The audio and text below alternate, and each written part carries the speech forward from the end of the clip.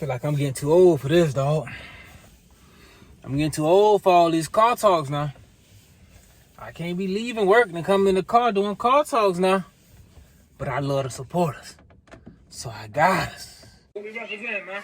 Big money bound. So let her know, man. Big money bound. We got the kids, man. Big Money Bound TV. RRT Posse YouTube. If you're new to the channel, please like, subscribe, and turn on post notifications.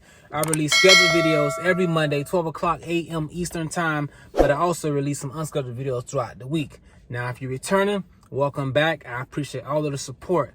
Thank you. Last night, I was in the ER again. Let me take this watch off, man, because I had this on at work. Y'all, hold on. Let me take this off. Take that off. Man, I was in the ER again. Like, this is like my 5th night in a row.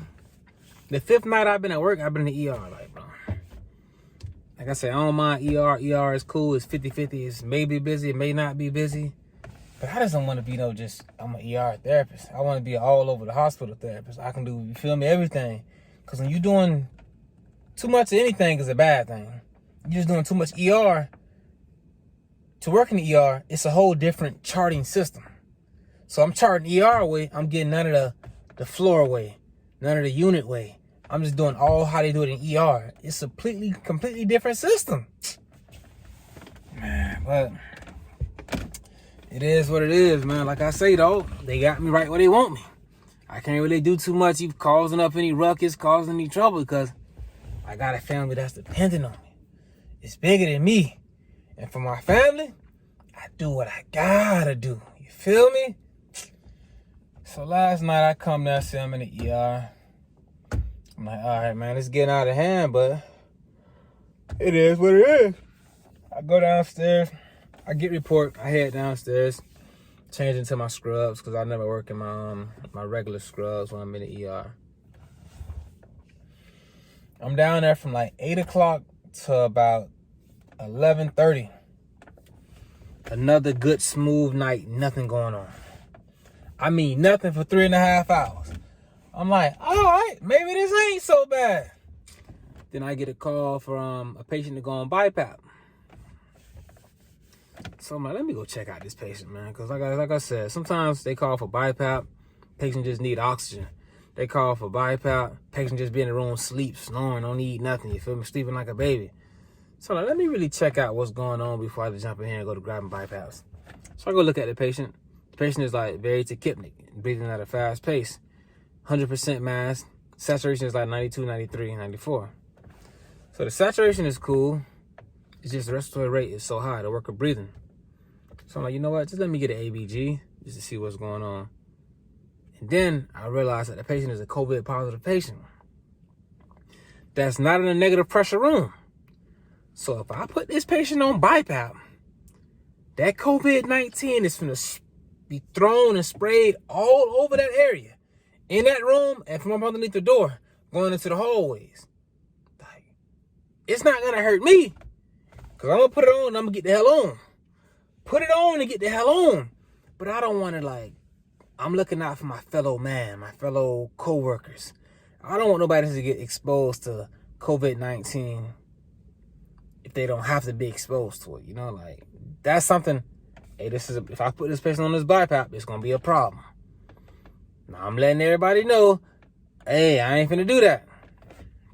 So I went and talked. I'm like, we got to put this patient in a negative pressure room before I put them on BiPAP, because they COVID-19 is going to spread COVID everywhere. They was, well, you got to go and talk to the doctor. Like, everybody kind of like, they don't want to go talk to him, you go talk to him. I'm looking out for y'all, but I don't mind going to talk to the doc. Hey, doc, man. COVID-19, for like, you know, safety precautions, safety parameters. Let's just put the patient in a negative pressure room before. Yeah, you're right, man. Do we have any available? Hey, I don't know if we do, but we need to get one available ASAP. We got to figure something out. But in the meantime, I'll go ahead and draw blood gas to see where we at. Yeah. He was like, yeah, man.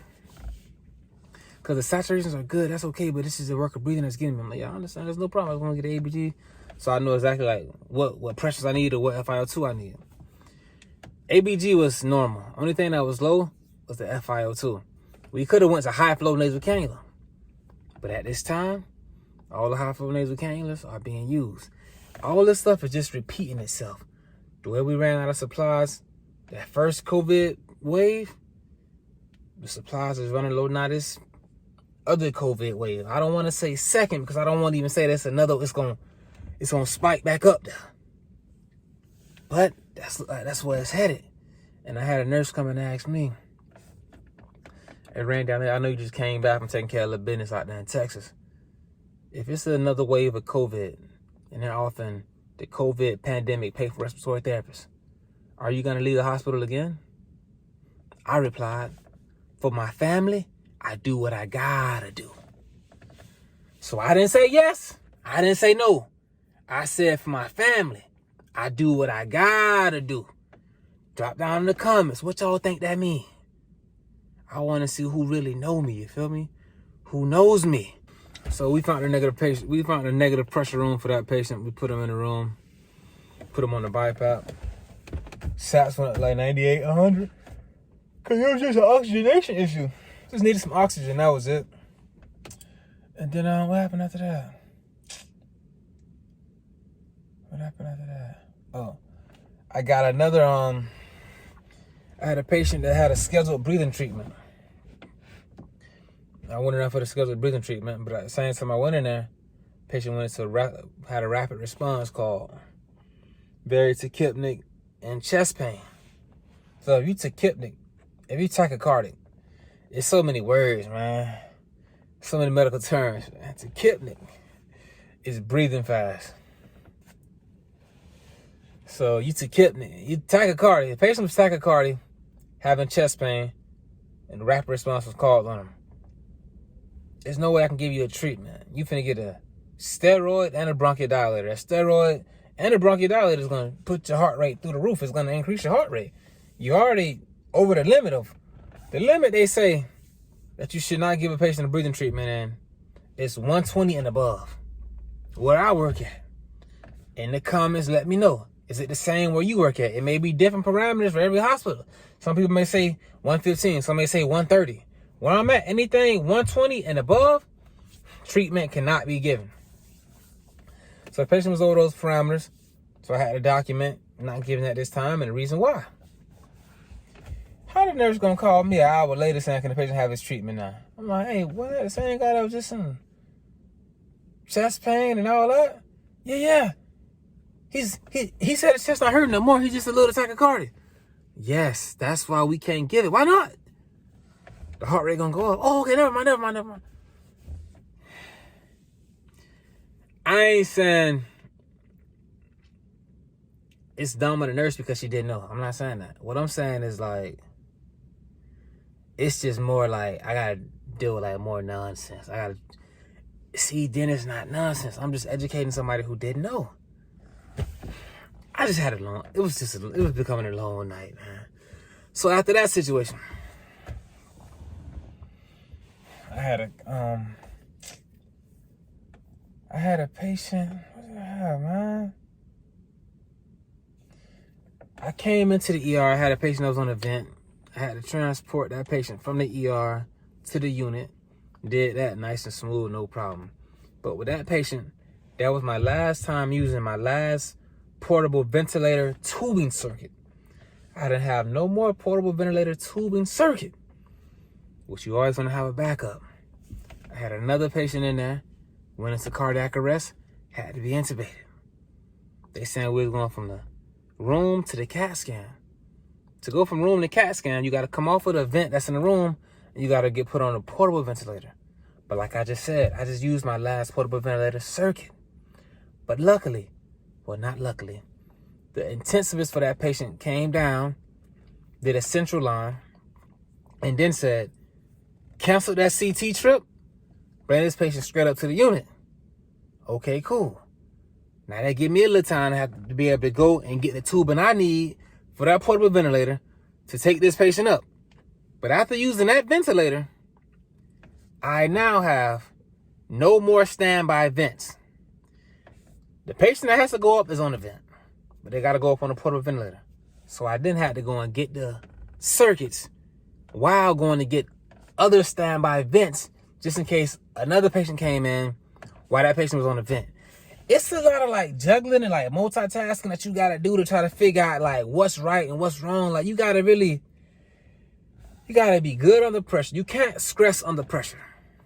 And you gotta be good with just time management and multitasking. If you can do that and you don't get rattled, like you're gonna be all like, you'll be all right.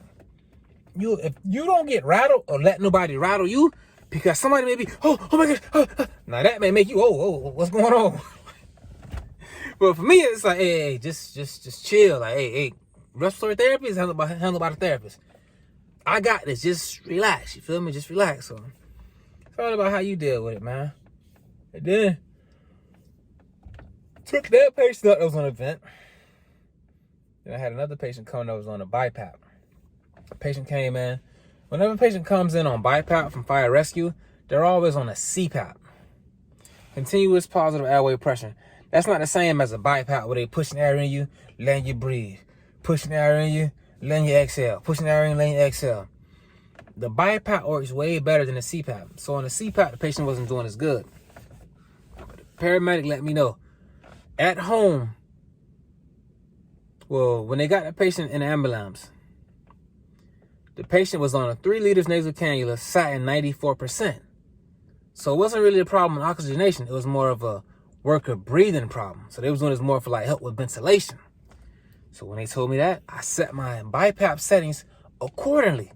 So I wouldn't go to 80 FiO2 or 90 FiO2 if I knew the patient was just sitting well on 4 liters or on 3 liters, which is 32%, because 3 times 4 is 12 plus 20 is 32%. So I put the patient on 40% just to be safe. Drew an ABG in 30 minutes. Patient FiO2 is in like the 200s. Let me drop that down to just 30%. Everything else, CO2, everything else was fine. I had great settings for that. It was just the FiO2 was too high. And I did that. Everything was good. So I dropped them down to 30. And then for the rest of the night, I finally went on my lunch break at 2 o'clock in the morning. At 3 o'clock in the morning, I went on my lunch break. Hey, man, you gotta eat. I'm so tired, man.